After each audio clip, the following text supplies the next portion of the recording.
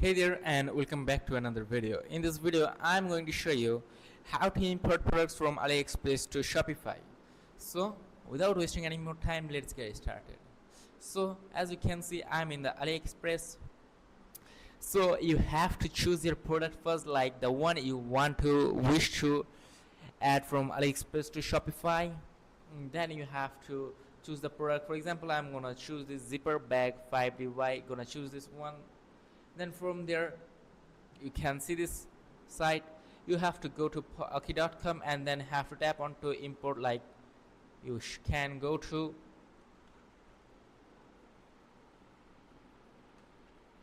here. You have to download Pocky Chrome extension after logging up to it. So after signing up, you have to add its extension to Chrome, and then you can add this option, import product, and that's it. You will see all the details instantly on your Pocky site, and tap on to import product, and that's it. Product is now added to Shopify. So if this video is helpful, make sure to like and subscribe for more. See you in the next video.